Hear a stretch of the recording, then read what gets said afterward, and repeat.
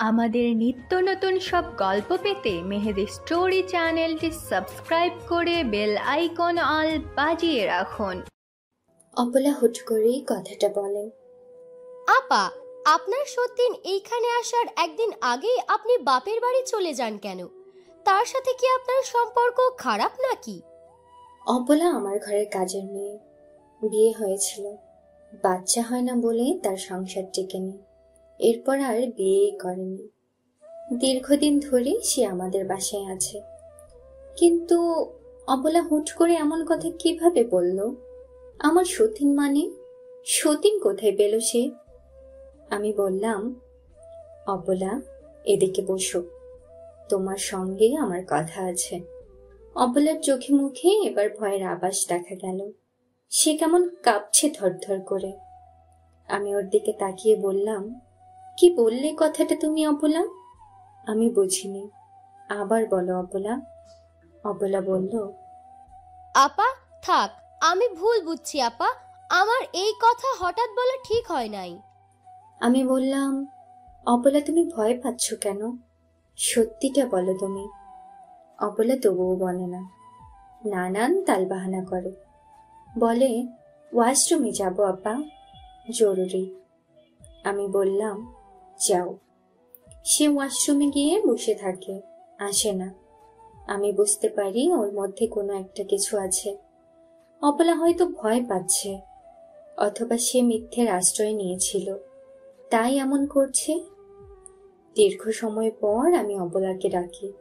অপলা বেরিয়ে আসে, তারপর কেঁদে ফেলে হাউমাউ করে। কাঁদতে কাঁদতে বলে, আপা আমি মিথ্যে বলেছি, এমনি বলেছি। আমি খারাপ মেয়ে বলেই তো সংসার করতে পারিনি, বাচ্চা জন্ম দিতে পারিনি। জামাই তাড়িয়ে দিয়েছে, আপনিও তাড়িয়ে দিন আমায় আপা। আমি বুঝতে পারি ও ভয় পাচ্ছে। আমার স্বামী মাহিরকে ভয় পাচ্ছে। আচ্ছা, মাহির কি তাহলে গোপনে আরো একটা সংসার সত্যি সত্যি করছে? আমায় দিয়ে তার আর চলছে না।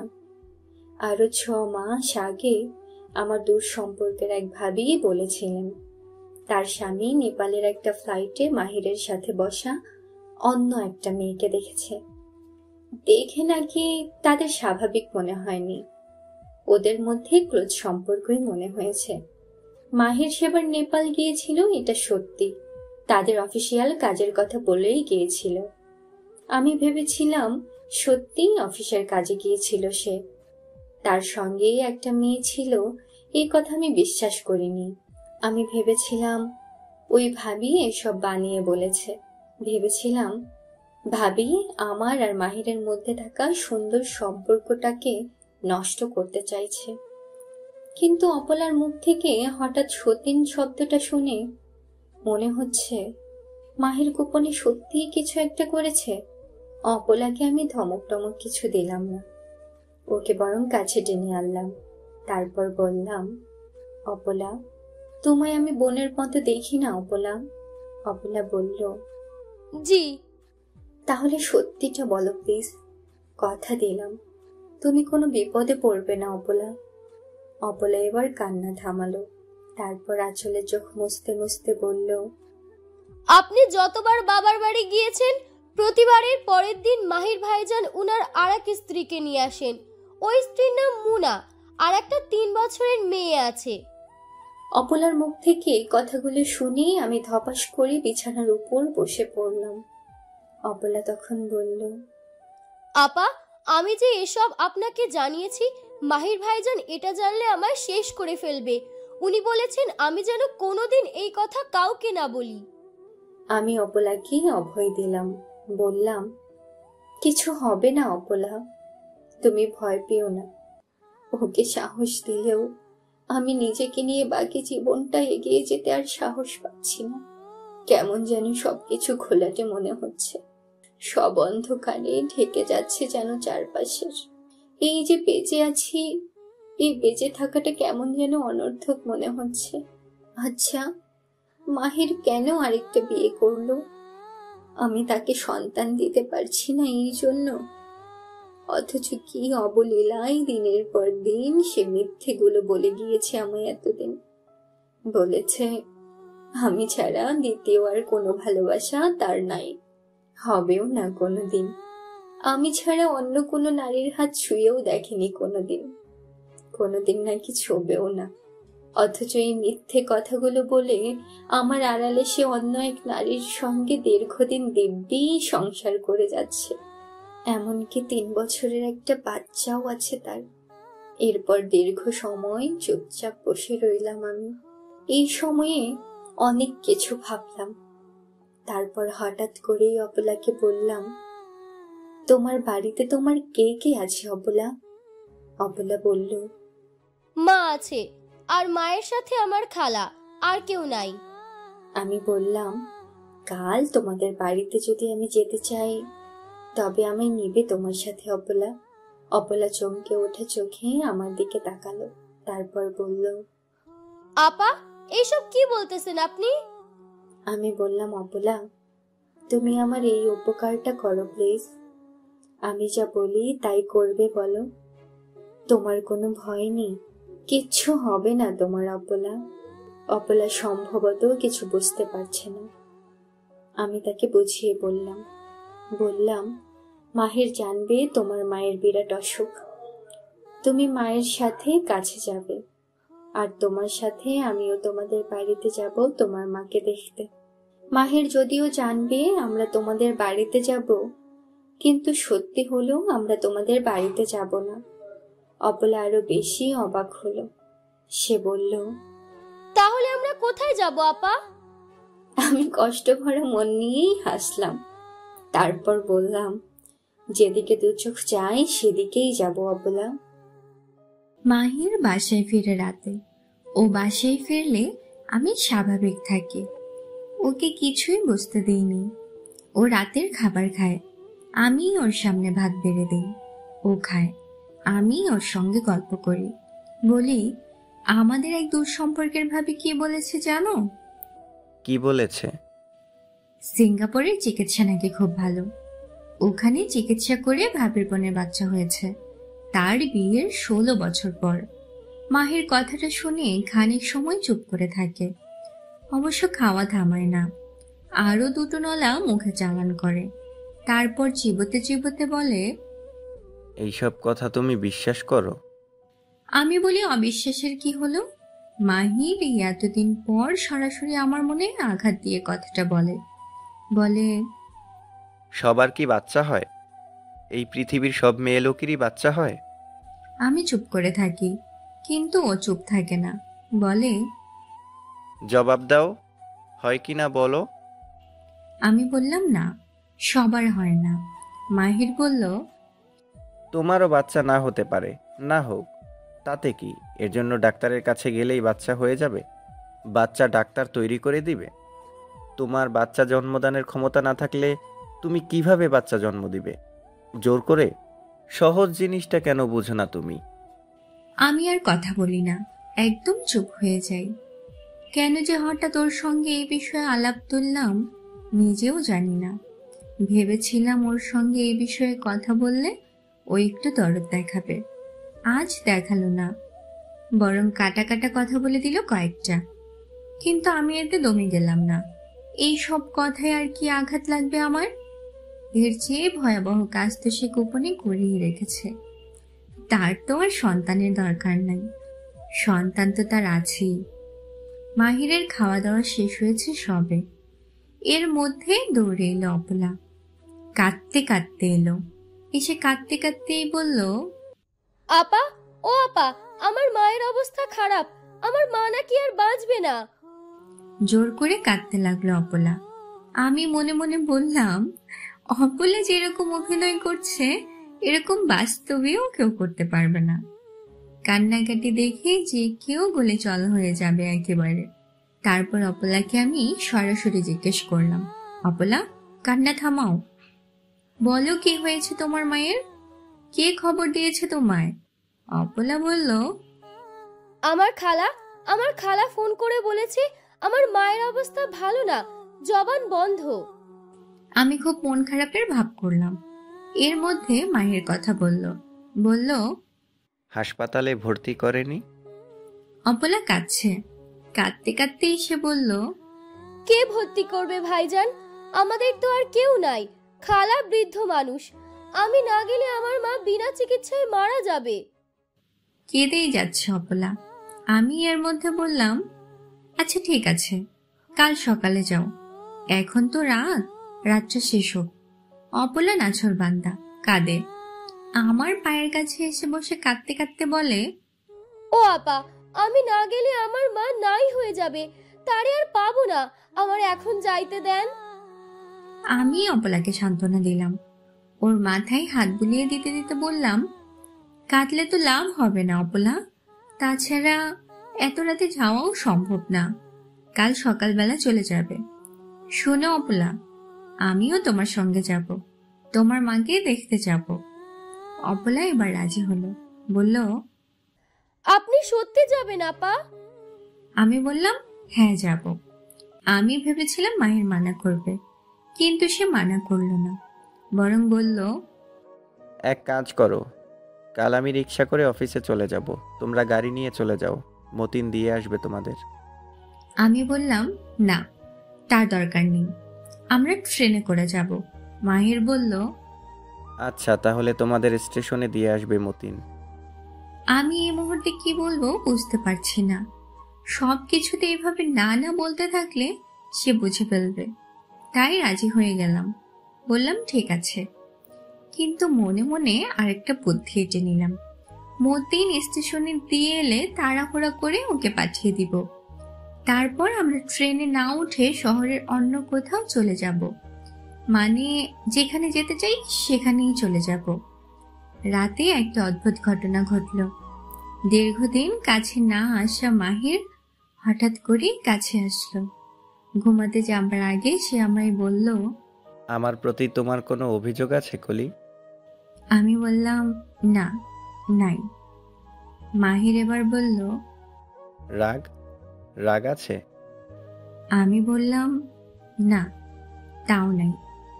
মাহির হাসলো, শব্দ করে হাসলো। আমি অবাক হলাম, বললাম, হাসলে কেন? মাহির বলল, জানি না, হাসি পেয়েছে তাই হেসেছি। বলে চুপ হয়ে গেল। আমিও চুপ হয়ে গেলাম, আর মনে মনে বললাম, আর কিছুটা সময় অপেক্ষা করো, আমি তোমায় হাতে নাতে ধরবো মাহির, তখন দেখব এই হাসি তোমার কোথায় থাকে। পরদিন সকালে ঘুম ভাঙতেই চোখ কষলে ঘুরে দেখলাম 7:30 বেজে গিয়েছে। তাড়াহুড়ো করে উঠে গোসল করে ছেড়ে নিলাম। অপলাকে বললাম দ্রুত রেডি হতে। ড্রাইভার মতিনকে বললাম গাড়ি বের করতে। মতিন গাড়ি বের করলো। অপলা গিয়ে গাড়িতে উঠে বসলো। আমি যখন ঘর থেকে বেরিয়ে গাড়ির দিকে যাব, তখন মাহিরা একবার আমায় ডাকলো, বলল, এই কলি। আমি পেছন ফিরে ওর দিকে তাকাতেই সে হাসলো। তারপর হাত ইশারায় বলল, যাও। আমি গিয়ে গাড়িতে উঠলাম ঠিক, কিন্তু বুকটা কেমন জানি একটা মোচড় দিয়ে উঠল। কেন আমার এমন হলো, কিংবা মাহির এভাবে হাসলো কেন, তার কিছুই আমি বুঝতে পারলাম না। গাড়ি করে স্টেশনের দিকে যাবার সময় মতিন হঠাৎ করেই অপলাকে জিজ্ঞেস করলো, অপলা, তোমার দেশের বাড়ি জানি কই? অপলা চট করেই উত্তর দিল, বলল, ময়মনসিং ভাইজান। ময়মনসিংহের কোথায়? গৌরীপুর। গৌরীপুরের কোথায়? স্টেশন থেকে 15 মিনিট রিকশার পথ, হাঁটা গেলে আধ ঘন্টা। আচ্ছা, তোমার মায়ের কি অসুখ জানি? অপলা বলল, জানি না ভাইজান, শুধু জানি অবস্থা খারাপ, তার বিছানায় পড়া, কথা টথাও নাকি বলতে পারে না। অপলার গলা ভেজা ভেজা। আমার ভীষণ রাগ লাগছে মতিনের প্রতি। বেটা পণ্ডিত, তোর কাজ গাড়ি চালানো, তুই এইসব হাবিজাবি প্রশ্ন করবি কেন? এইসব প্রশ্ন করলে মাহিরকে মানাতো, তোকে তো মানায় না। এর মধ্যে অপলাকে নানান কিছু জিজ্ঞাসাবাদের পর আমার সঙ্গেও এইসব শুরু করলো। বলল, ম্যাডাম গিয়ে থাকবেন কয়দিন? আমি উত্তর দিলাম খানিক পর। ধারালো গলায় বললাম, দেখে গিয়ে রোগীর কি অবস্থা। মতিন এবার বলল, ম্যাডাম, আপনি গিয়ে ওইসব পরিবেশে থাকতে পারবেন? আপনার থাইকা অভ্যাস রানীর হালতে। মতিন হাসলো শব্দ করে। আমি মনে মনে বললাম বেয়াদব, কিন্তু আওয়াজ করে কিছুই বললাম না। এরপর মতিনও কিছু বলল না আর। গাড়ি ছুটে চলেছে, কিন্তু হঠাৎ যেন কেমন আওয়াজ হচ্ছে গাড়িতে। এটা স্বাভাবিক আওয়াজ না। কোনো সমস্যা হলো না কি? সমস্যাটা হলো মাঝ রাস্তায় এসে হুট করে গাড়ি বন্ধ হয়ে গেল, আর চলছে না।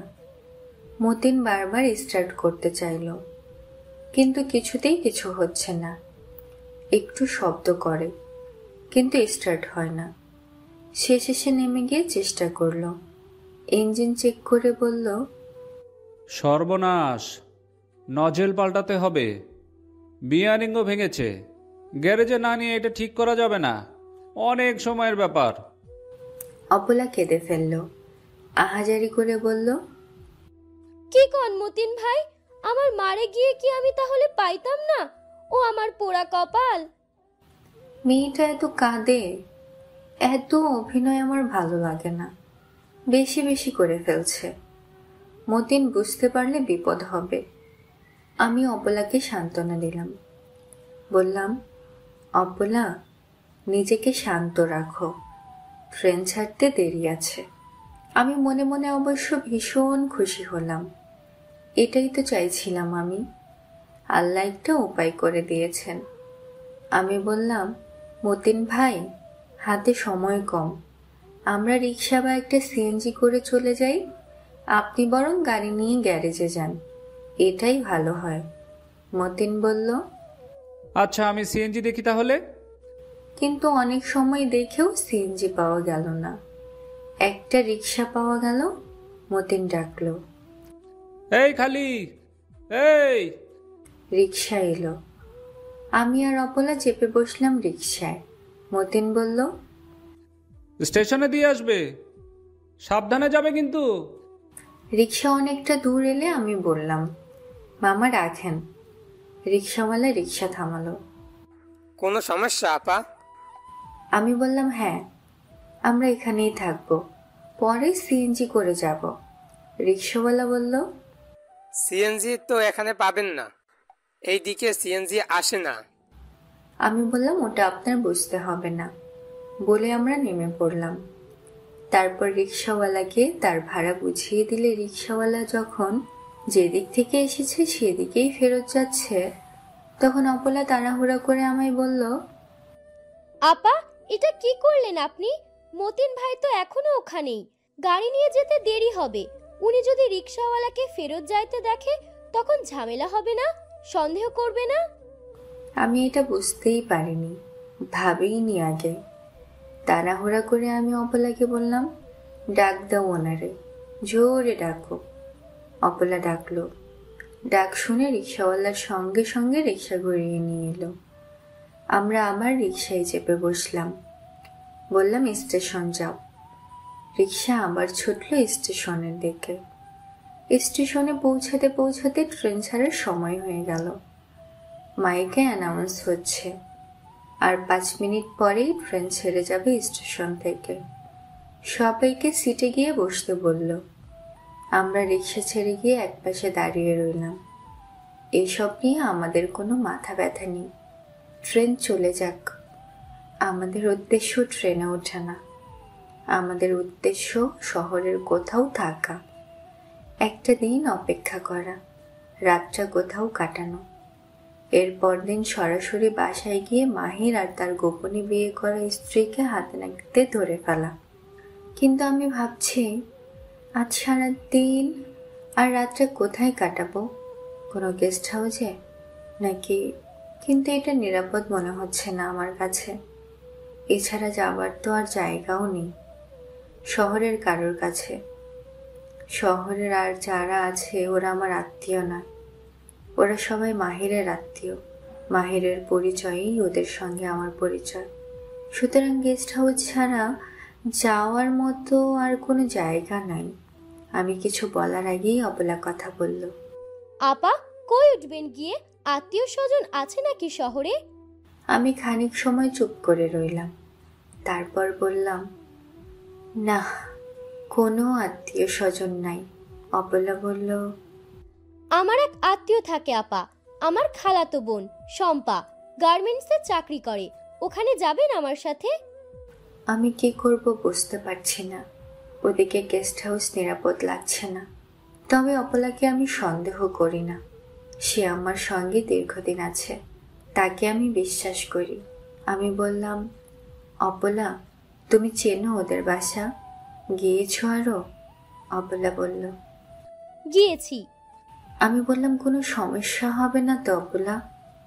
অপলা বলল, আরে না, সমস্যা হলে আপনাকে নিয়ে আমি ওইখানে যাব আপা। আপনি আমার মালিক, আমি আপনার কাজের মেয়ে। আপনার খারাপ আমি চাইবো বলুন? আমি ওর একটা হাত চেপে ধরলাম। তারপর বললাম, আমি তোমার মালিক না অপলা, আর তুমি আমার চাকরও না। আমরা দুজন দুজনের বোন। আমাদের দুঃখ এক। তোমার সন্তান নাই, আমারও সন্তান নাই। তোমার স্বামী নাই, আমারটা থেকেও অন্যের।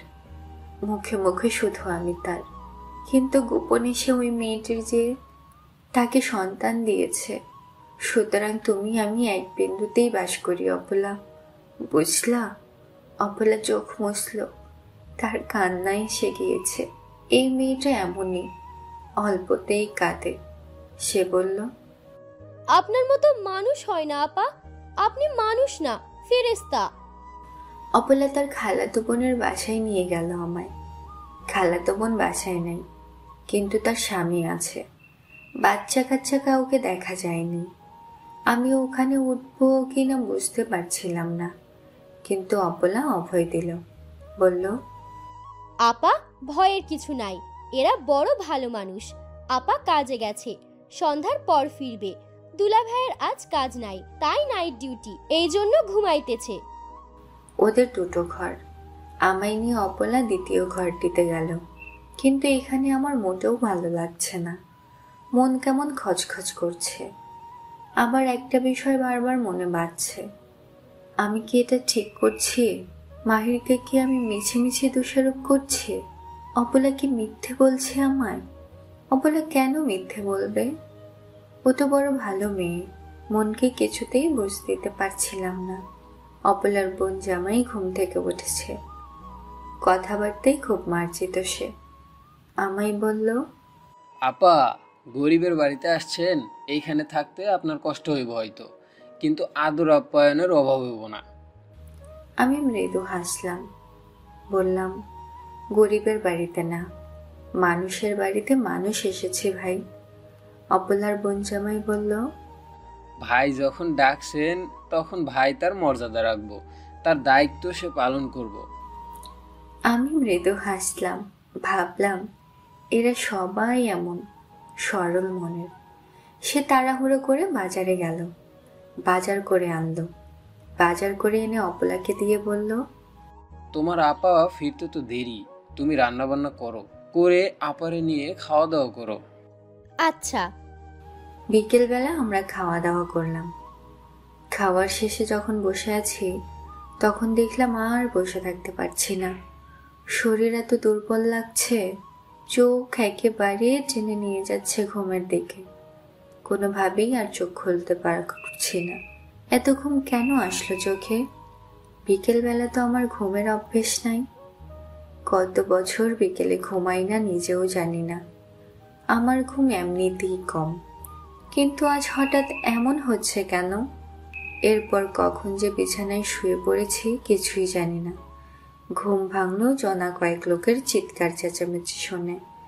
চোখ খুলতে তখনও কষ্ট হচ্ছে, কিন্তু চোখ খুলেই হঠাৎ দেখলাম আমার পাশে গুটিসুটি মরে বসে আছে অপলার বোন জামাই। আমি ওর দিকে তাকিয়ে আঁতকে উঠলাম। আমি একটা মেয়ে মানুষ, এখানে শুয়ে ঘুমিয়েছি। এই লোক এখানে কেন? অপলা কোথায়? অপলা, এই অপলা! আমি গলা ছেড়ে ডাকলাম। অপলার কোনো সাড়া পেলাম না। অপলার বোন জামাই হাসলো, মুচকি হেসে বলল, আপা, আমি বিরাট অভাবী লোক। আমার স্ত্রীর অপারেশন লাগে, অপারেশন করতে টাকা লাগে 1.5 লাখ। আমার 1,500-এর মুরাদ নাই। এই যে দেখছেন না বিকেলবেলা বাজার সদাই করে আনলাম, এই টাকাও আমার না। এই টাকা কে দিছে জানেন? আমি কিছু বললাম না, বলার মতো অবস্থা নাই আমার। ভয়ে আমার গলা শুকিয়ে আসছে। আমি আমার মোবাইল ফোন খুঁজছি, কিন্তু এটাও এখানে নাই, পার্সটাও নাই এখানে। পার্সে অনেকগুলো টাকা ছিল, নেড়ে দিয়েছে নাকি? অপলার বোন জামাই নিজ থেকেই বলল, অপলা দিছে। অপলারে সম্ভবত আপনি বিরাট বিশ্বাস করেন, কিন্তু অপলা মাইয়া সুবিধার না।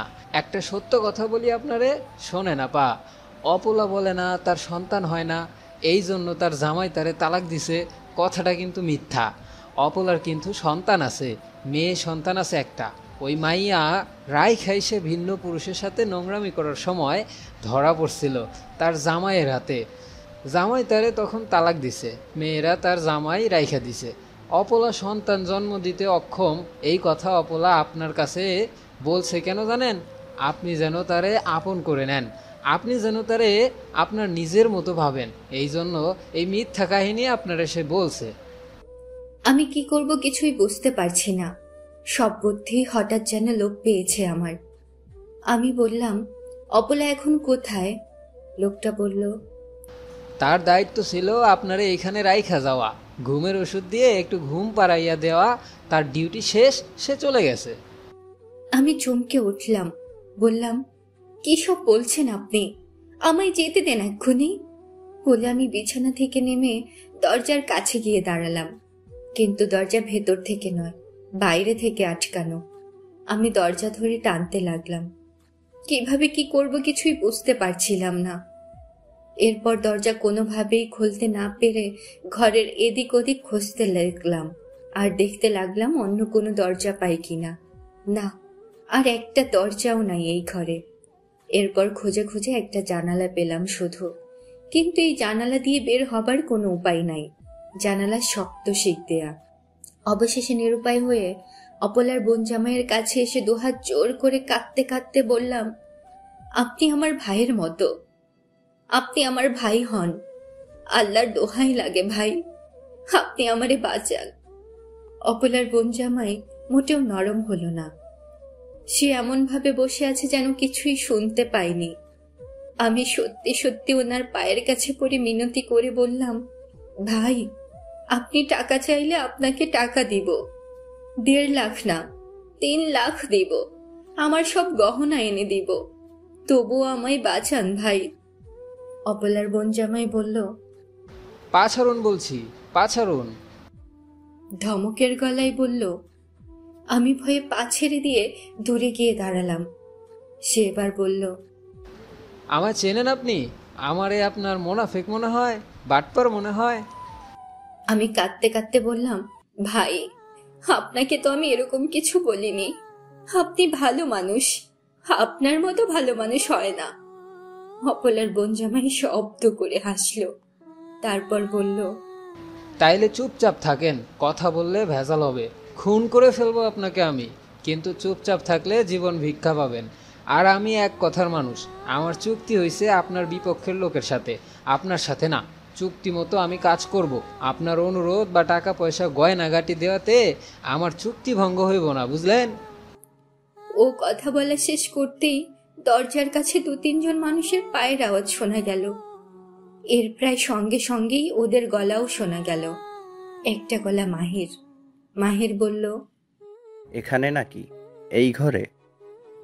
এরপর যে গলাটা শোনা গেল ওটা অপলার। অপলা বলল, হ ভাইজান, এখানে আমি তালা দিয়ে আটকিয়ে গেছি, যেন এখান থেকে সরে যেতে না পারে। বলে বাইরে থেকে দরজা খুলে দিল অপলা। দরজা খুলতেই ভেতরে এলো সে মাহির, সাথে অপলা, মতিনও আছে ওদের সঙ্গে। মাহিরকে দেখেই আমি কাঁদতে কাঁদতে বললাম, আমি কিচ্ছু জানি না মাহির, ওরা নাটক সাজিয়েছে, আমায় ফাঁসিয়ে দিয়েছে, আমি এসবের সঙ্গে যুক্ত না। মাহির আমার কাছে এসে আমার গালে জোরে একটা চোর বসিয়ে দিল, তারপর বিশ্রী ভাষায় একটা গালি দিয়ে বলল, কতদিন ধরে ওর সাথে সম্পর্ক তোর? বাপের বাড়ি যাবার কথা বলে বলে এখানে আসিস, তাই না? আমার এবার রাগ হলো, মাথা খারাপ হয়ে গেল আমার। আমি চিৎকার করে বললাম, মাহির, মুখ সামলে কথা বলো। তুমি কাকে কি বলছো? তুমি বুঝে শুনে বলছো? হিসাব করে কথা বলো বলছি। মাহির এবার আমার চুল টেনে ধরলো, তারপর অপলাকে বলল, অপলা, তুই সত্যটা বল, সব খুলে বল।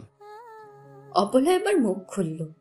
সে বলল, আপা বলল আমি যেন মিথ্যা করে আমার মায়ের অসুখের কথা বলি, আপনার কাছে যেন বলি আমার মায়ের জবান বন্ধ, মারা যাবে, হাসপাতালে নিয়ে যেতে হবে, আমি ছাড়া মায়ের আর কেউ নাই, এইসব বলে আপনার কাছ থেকে বাড়িতে যাওয়ার ছুটি নেই। এরপর আপা নাকি আমার সাথে আমাদের বাড়িতে যাবে। আমার তখন সন্দেহ লাগে আপারে। সন্দেহ কেন লাগে জানেন স্যার? মাহির বলল, কেন? কারণ আপনি যখন অফিসে তখন আপা কার সাথে যেন ফোনে কথা বলছে দুদিনের মধ্যে যেভাবেই হোক তার বাসায় এসে থাকবে। কেন থাকবে জানেন স্যার?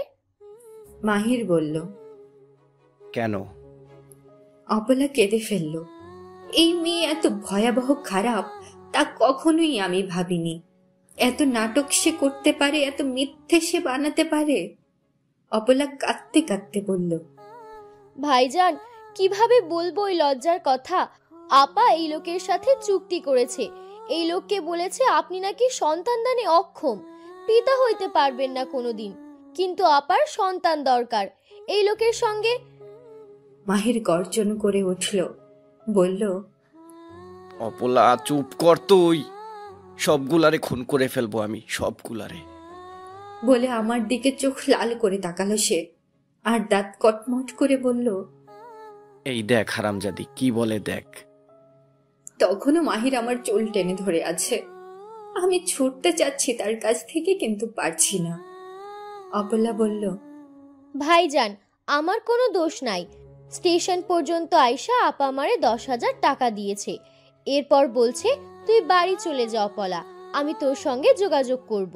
আমি ফোনে যা যা বলবো তুই তাই তাই করবি। কিন্তু আমি আপনার সাথে বেইমানি কিভাবে করব ভাইজান? আপনার টাকায় বেতন হয় আমার, আপনার খাই পড়ি, তাই আপার কথা না মাইনে আমি গোপনে তার অনুসরণ করি। এরপর এই ঘরে আপা ঢুকলে দরজায় তালা দিয়া আটকায় রাইখা তাড়াহুড়ো করে আপনার কাছে আসি। আয়শা সব সত্য বলি, খবর দেই আপনারে। অপলার বানোয়াট কথা শুনে অবাক হলাম। আমার পার্সে 10,000 টাকা ছিল, এই টাকাই নিয়েছে তাহলে সে। আমি অপলার দিকে ঘৃণা ভরে তাকালাম, তারপর বললাম, অপলা, তোমাকে না আমি নিজের বোনের মতো দেখতাম? নিজে যা খেতাম পড়তাম তা তোমায় দিতাম, আজ তুমি আমার সঙ্গে এভাবে বিশ্বাসঘাতকতা করলে, এভাবে নোংরা অপবাদ দিলে আমার উপর তুমি। ছি! চোখ থেকে টপ টপ করে জল নামছে আমার। কিন্তু অপলার পাল্টা কথা শোনাতে ছাড়লো না আমার।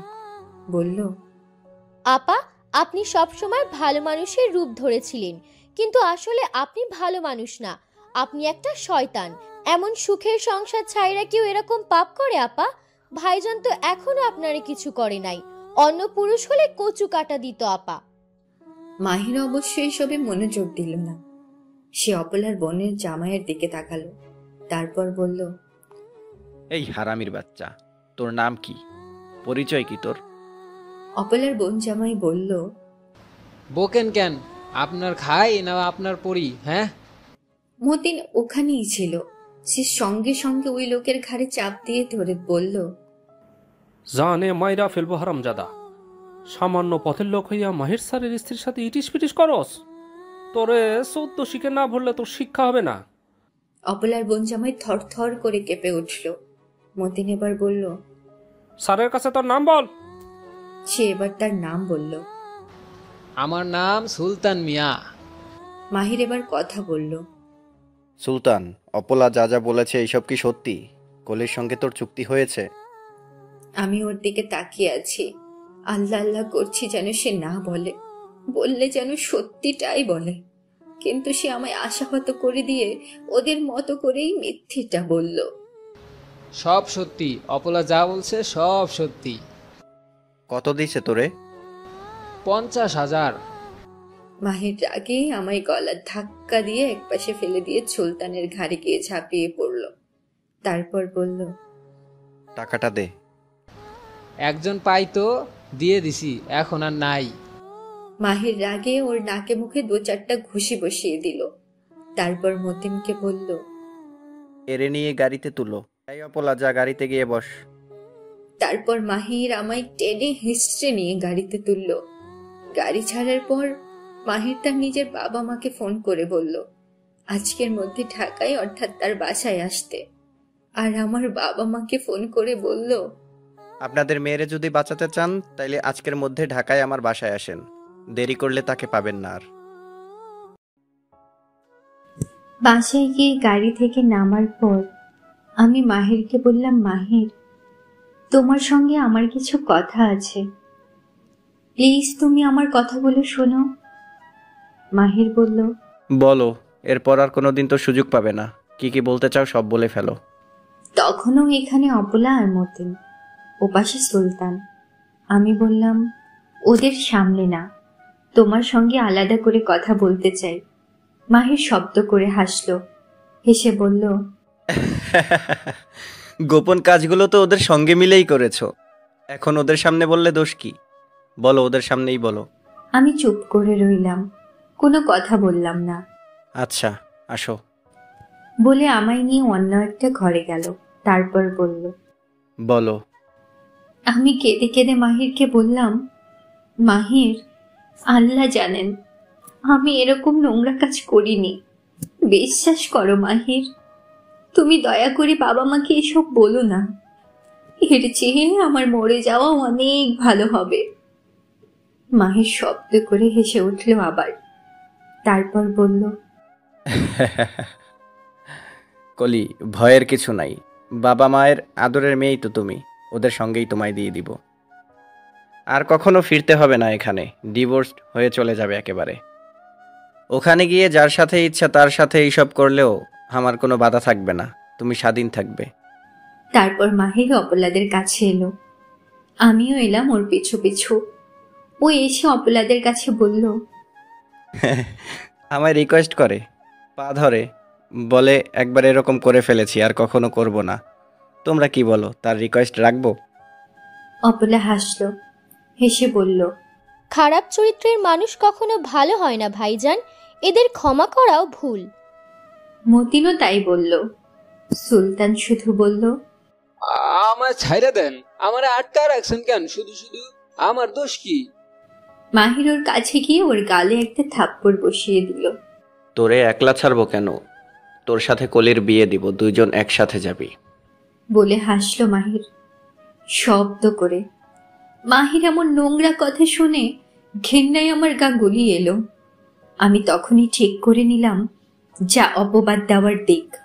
এরপর ও নিজে চাইলেও ওর সঙ্গে আমি সংসার করব না, আমি নিজেই ওকে ডিভোর্স দিয়ে চলে যাব। বাবা মা আসতে আসতে রাত কেটে ভোর হলো। তাদের আসার আরো 2 ঘন্টা পর এলো মাহিরের বাবা মা। তারা আসার পর তাদের খাবার দেওয়া হলো। খাবার রান্না করেছে অপলা, আমাকেও খেতে দেওয়া হলো। আমি খাবার মুখে তুলিনি। অপলা অবশ্য বলেছে, আপা, যা হবার হবে, এসবের জন্য তো নাওয়া খাওয়া বন্ধ করলে চলবে না।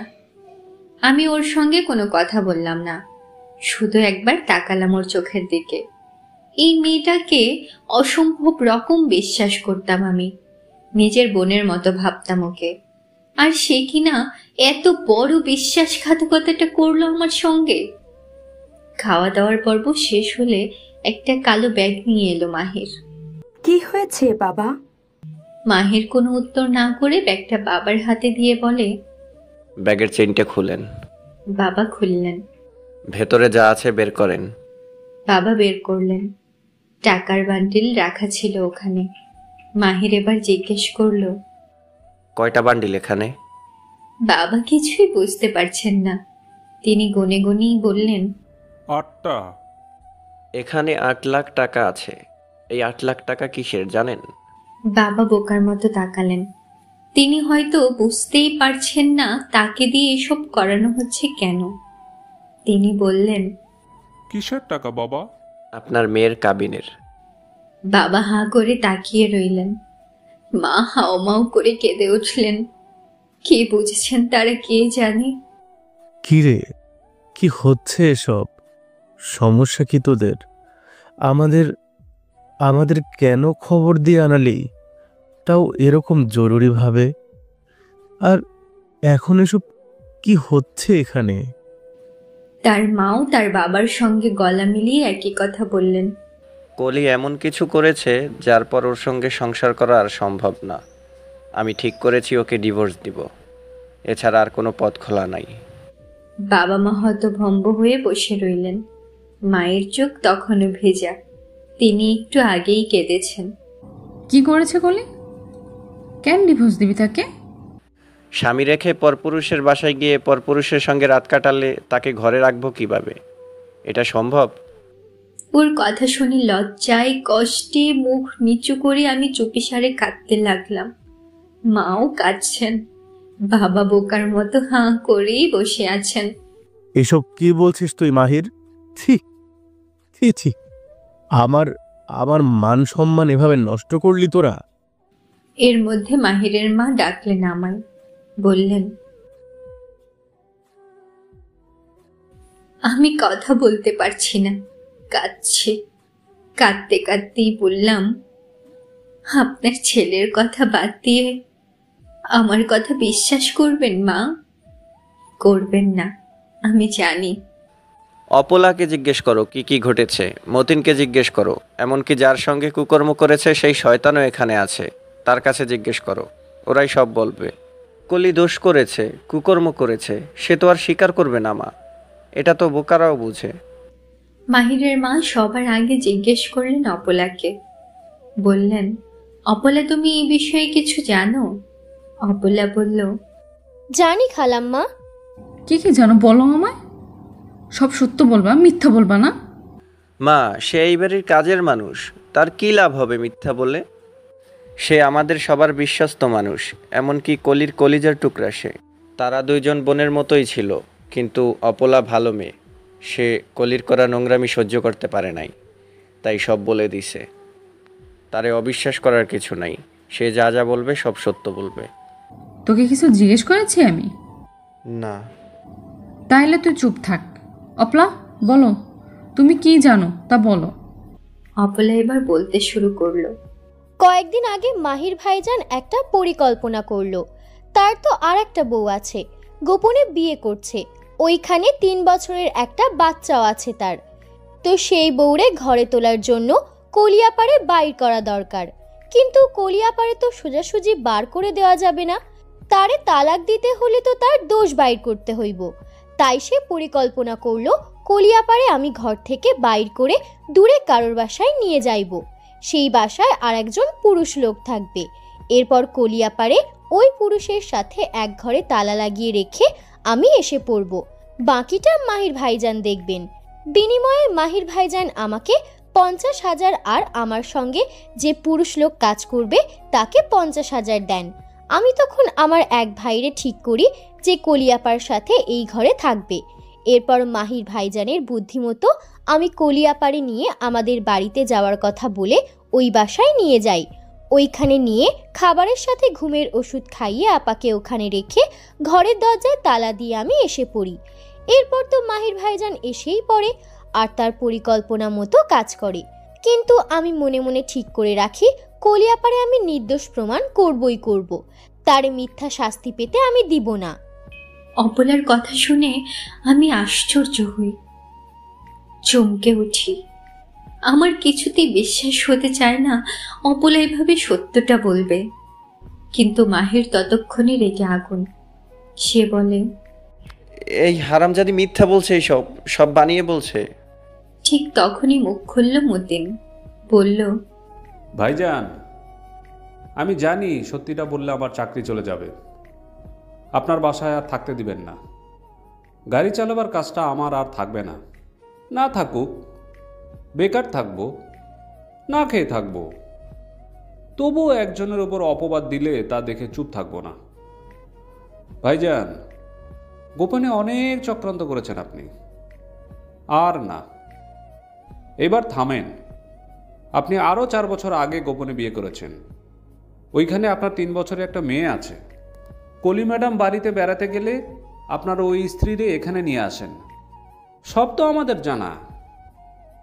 এইবার যে আপনি পরিকল্পনা করে ম্যাডামরে ফাঁসাইলেন, এইটাও আমার জানা। ভাইজান, নিজেরে সবচেয়ে চতুর মনে করেন না। অনেক বাড়াবাড়ি করছেন আপনি। আল্লাহ সুযোগ দিছে আগে, এইবার আর সুযোগ নাই। আপনি ধরা পড়ে গেছেন ভাইজান। এবার সুলতানও মুখ খুলল। সে বলল, আমি অপলার কথা মতো কাজ করছি, কিন্তু আমরা আগে থেকেই ঠিক করে রাখছিলাম কলি আপার মতো এমন ভালো একটা মানুষকে এত বড় শাস্তি আমরা পাইতে দিব না। মাহির রেগে মেগে আগুন হয়ে গেল। সে একবার গেল মতিনের উপর হাত তুলতে, আরেকবার গেল সুলতানের উপর হাত তুলতে, কিন্তু মাহিরের বাবা এক ধমক দিয়ে মাহিরকে থামিয়ে দিলেন। তারপর মাহিরের বাবা অপলাকে জিজ্ঞেস করলেন, অপলা, তুমি যে বললা মাহিরের আরেক বউ আছে, সেই বউ কোথায় থাকে তুমি জানো? অপলা উত্তর দেবার আগেই মতিন উত্তর দিল। সে বলল, আমি জানি। আমার গাড়ি দিয়েই ওই বাসায় যাওয়া আসা করতো মাহির ভাই।